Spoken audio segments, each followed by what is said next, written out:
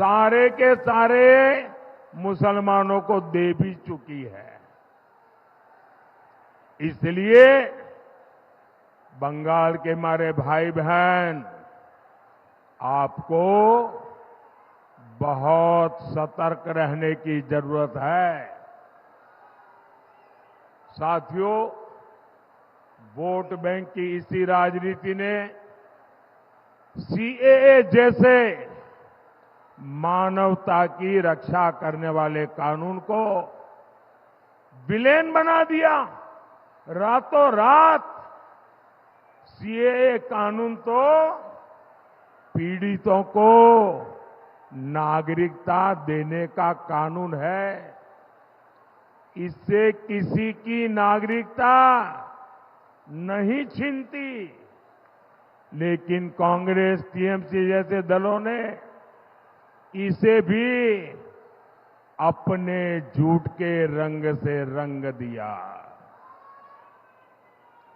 ये लोग विभाजन के पीड़ितों को उनका हक देने का विरोध कर रहे हैं। ये लोग मतवा साथियों को, नाम शूद्र साथियों को नागरिकता देने के खिलाफ है। इतना ही नहीं, ये सीएए कानून को खत्म करने तक की बातें कर रहे हैं। लेकिन आज मैं टीएमसी हो या कांग्रेस या फिर इंडिया अलायंस, मैं डंके की चोट पर बंगाल को 5 गारंटी दे रहा हूं।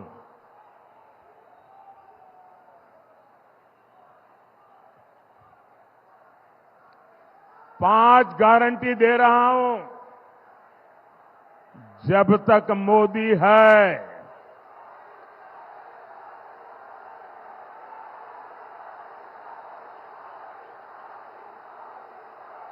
धर्म के आधार पर आरक्षण नहीं दिया जाएगा। दूसरी गारंटी, जब तक मोदी है, एससी, एसटी, ओबीसी का आरक्षण कोई खत्म नहीं कर पाएगा।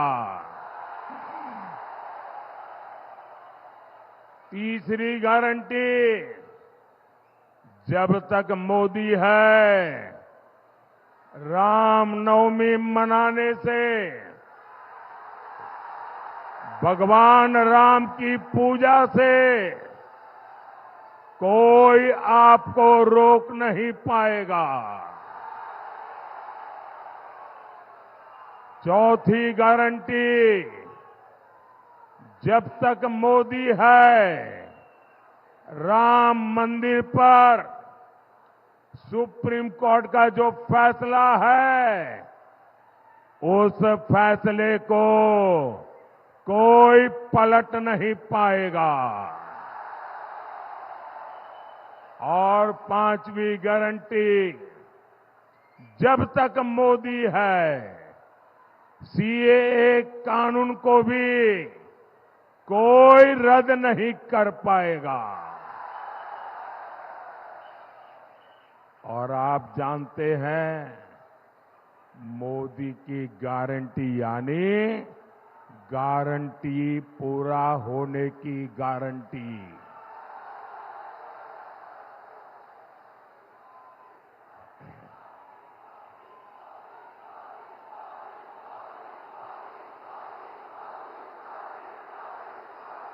जय श्री राम। मोदीर ग्यारंटी हलो গ্যারান্টি পূর্ণ হবার গ্যারান্টি। साथियों, हमारा बैरकपुर तो जूट इंडस्ट्री का हब रहा है। गंगा मैया के आशीर्वाद से यहां खेती के साथ साथ कॉटन, पेपर और इंजीनियरिंग की इंडस्ट्री फली फूली थी, लेकिन आज जूट इंडस्ट्री बेहाल है। मजदूरों की सूद लेने वाला कोई है नहीं। ये तब है जब मोदी ने जूट के समर्थन मूल्य में काफी बढ़ोतरी की है। हमने अनाज, चीनी को जूट के बैग में ही पैक करने का नियम बनाया, जिससे जूट किसानों को मदद मिले।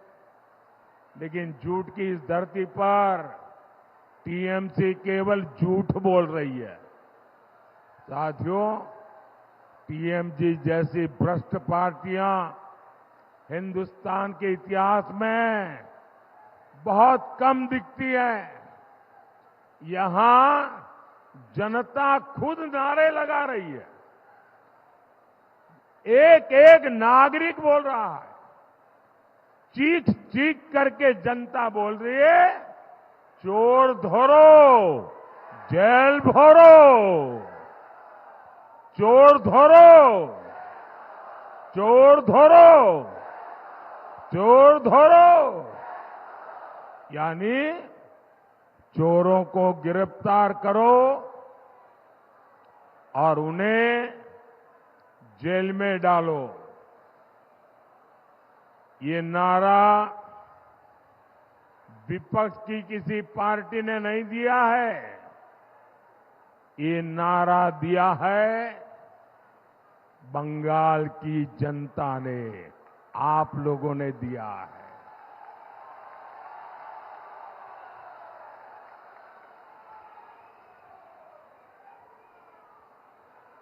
साथियों, मैं एक जानकारी आपको देता हूं, जरा ध्यान से सुनिए। कुछ साल पहले टीएमसी सरकार पर सीएजी की रिपोर्ट आई थी।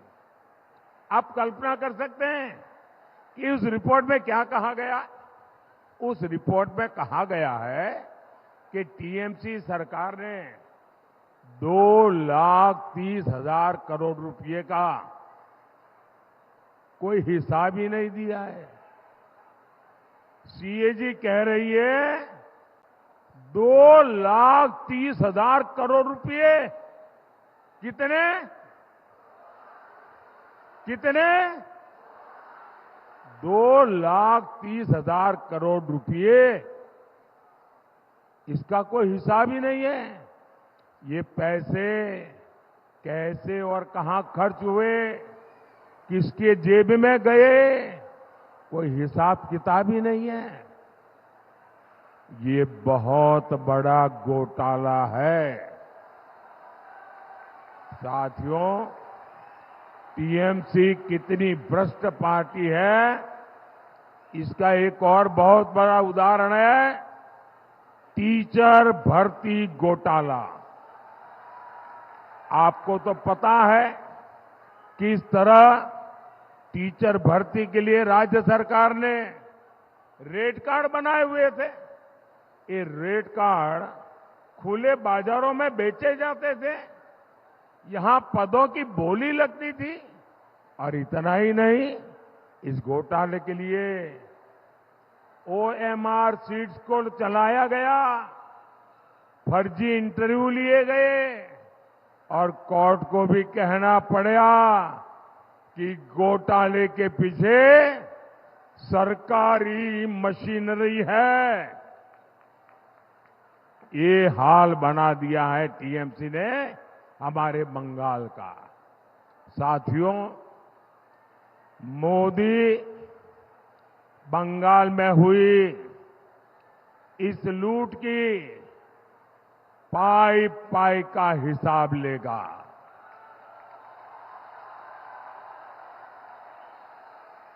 ये जो नोटों के पहाड़ निकल रहे हैं, इन पहाड़ के मालिकों को छोड़ा नहीं जाएगा। मैं भ्रष्टाचार के पीड़ित हर बंगालवासी को कहूंगा, कोई भी भ्रष्टाचारी कान खोल के सुन लो, ये मोदी है। कोई भी भ्रष्टाचारी बचने वाला नहीं है। और देखिए, ये जो करोड़ों रुपए इनसे बरामद हो रहे हैं, ये पीड़ितों को वापस कैसे मिले, मोदी इसके लिए भी कानूनी रास्ता खोज रहा है। साथियों, टीएमसी सरकार के कुशासन का बहुत बुरा असर हमारी माताओं बहनों पर पड़ा है। हमारे एससी एसटी परिवारों की स्थिति सबसे खराब है।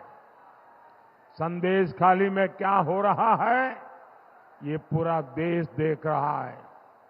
संदेश खाली के गुनहगार को पहले टीएमसी की पुलिस ने बचाया, अब टीएमसी ने एक नया खेल शुरू किया है।